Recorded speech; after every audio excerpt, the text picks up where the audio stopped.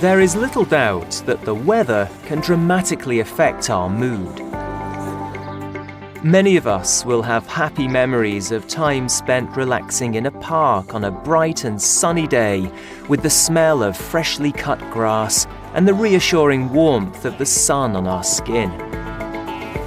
We can all remember a time we've ended up miserable and annoyed after getting soaked to the skin just trying to get to work on a grey and rainy day when we would much rather be dry and cosy on the sofa at home.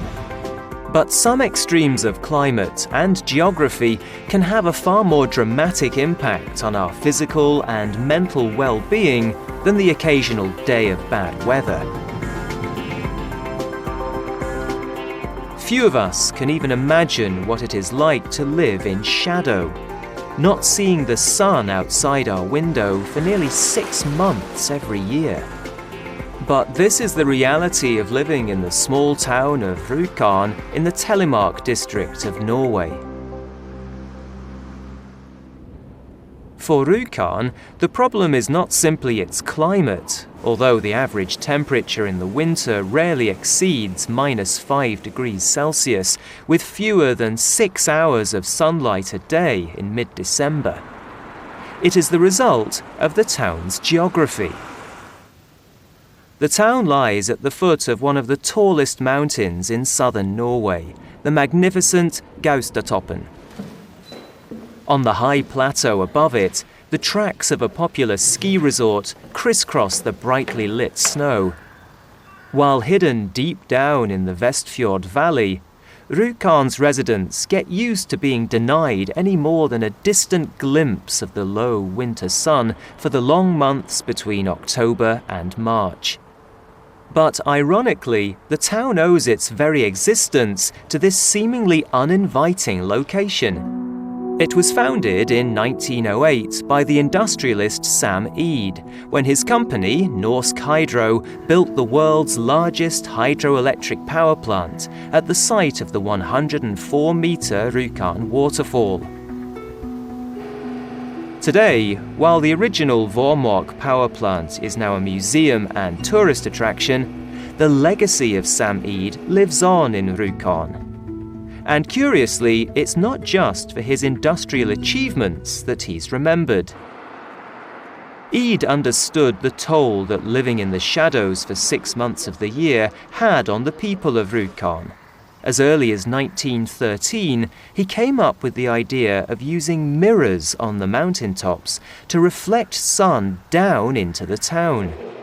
But he had neither the resources nor the technology to put this plan into action. Instead, in 1928, Norsk Hydro paid for the construction of a cable car that could take the town's residents up out of the shadows to enjoy some much-needed sunlight. And that's how it used to be for the people of Rjukan. If you wanted to feel the warmth of the winter sun on your face, you had to leave the town.